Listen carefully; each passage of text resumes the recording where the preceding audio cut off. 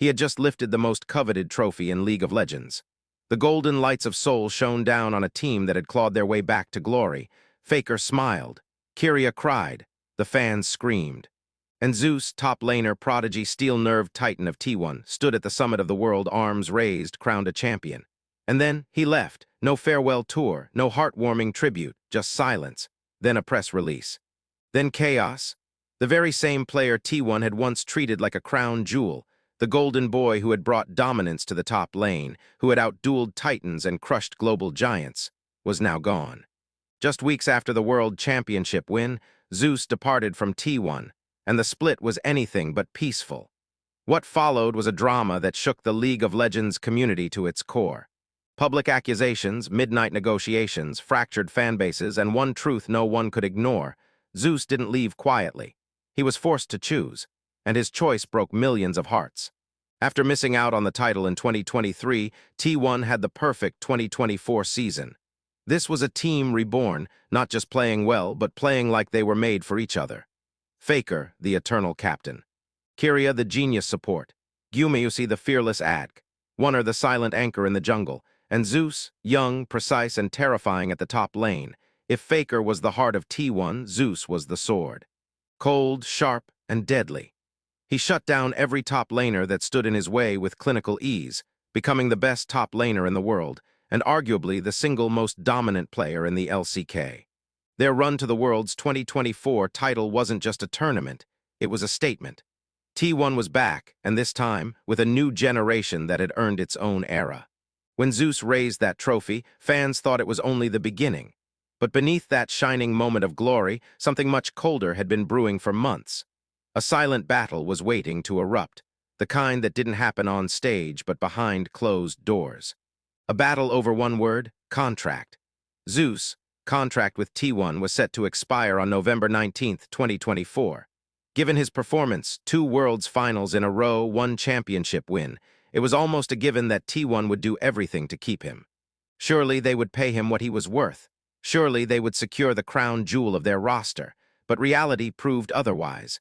Zeus was no longer the rookie of 2021.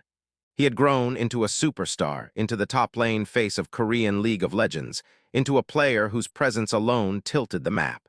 And he wanted what any player at his level would want: security, stability, and respect.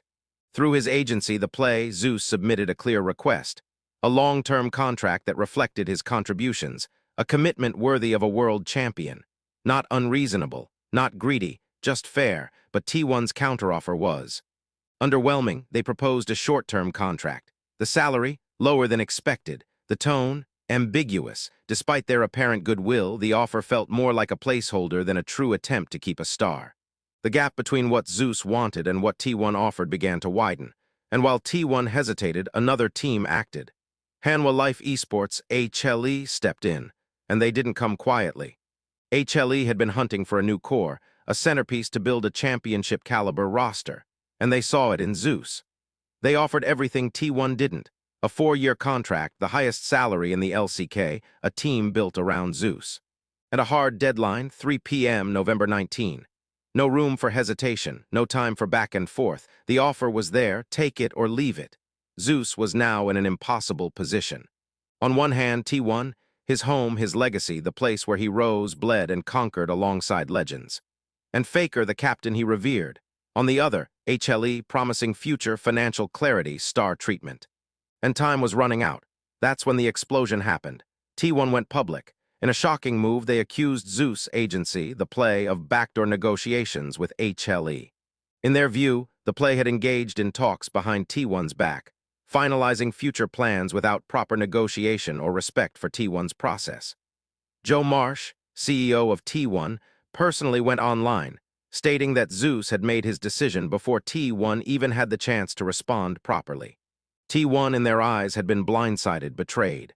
But The Play didn't stay silent. They fired back immediately, releasing a statement that they had sent offers, attempted fair negotiations, and that T1 had failed to match Zeus' value. According to them, T1 treated Zeus as replaceable, offering half-hearted terms that failed to reflect his stature. And just like that, the internet caught fire. Fanbases split in two. One side rallied around Zeus. How could T1 not secure their biggest star? Without Zeus, there's no World's Trophy this year. This is what happens when loyalty isn't returned. The other side attacked the play. They played hardball and broke the team. They forced Zeus' hand. They didn't even wait for T1 to finish negotiating. Every tweet, every Reddit post, every YouTube comment was like a blade drawn. The community wasn't just sad, they were furious. And as the clock ticked down to the 3 p.m. deadline on November 19, the decision became inevitable. Zeus left. There was no last-minute handshake, no final call, no compromise. Zeus chose HLE. A few hours later, Hanwha Life Esports announced it officially. They had signed Zeus in a blockbuster deal. T1, they moved fast, announcing Zeus' replacement, Doran, former Gen G top laner, a good player, a seasoned name. But compared to the shadow Zeus left behind, he seemed too small. The golden age of T1's new roster had ended as abruptly as it began. There were no goodbye videos, no heartwarming montages. No thank you Zeus from the team's official channels.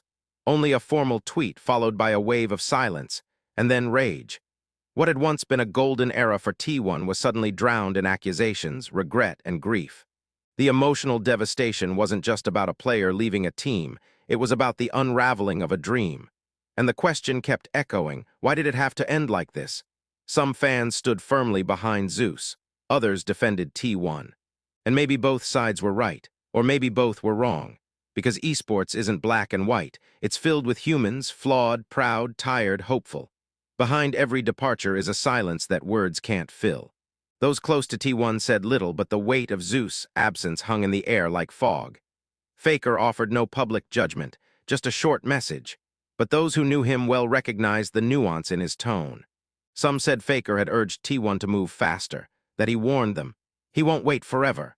But in an organization as big as T1, not all voices carry equally, even when that voice is Faker's. When Zeus made his choice, there was no confrontation, just a message. "Hi Young, thank you for everything. I hope we meet again, on the Rift." Faker replied, "We will." In the practice rooms, the atmosphere was colder. Kiria was thinking of leaving. Wunner trained alone. Gumayusi joked as always, but even he looked tired because something had broken, not in the roster, in the spirit. At HLE, the mood was different. Excitement, urgency, and quietly fear, because with Zeus came expectation. And for the first time, he wasn't just joining a system, he was the system. Now he was the standard, the main event, and that means the pressure is his to carry. He didn't regret the move. But he didn't celebrate it either, because deep down a part of him still looked back, not with longing, but with the quiet ache of what could have been. In Korean, there's a word, kogudium henus jurium, longing but deeper. Missing something not because you want to return, but because it once mattered. That's how Zeus felt about T1, and perhaps how T1 felt about Zeus. In the first official match of LCK Spring 2025, T1 Vs. HLE was scheduled for Week 2. Tickets sold out in 11 minutes, viewership records projected to break. Faker would face Zeus, past versus future, heart versus reason, and everyone would ask the same question. What if he stayed? But that question belongs to the past. Zeus has stepped into a new chapter. HLE has built a team around him. A new mission, not just to win, but to prove it was worth it. And for Zeus, the bar is now higher than ever. For T1, it's about redemption, rebuilding, reclaiming identity. And for fans, they'll keep cheering. Some will curse his name. Others will wear it on their backs, but all of them will watch. Because this isn't just about who wins next. It's about something deeper. What is a legacy worth, and who gets to write it?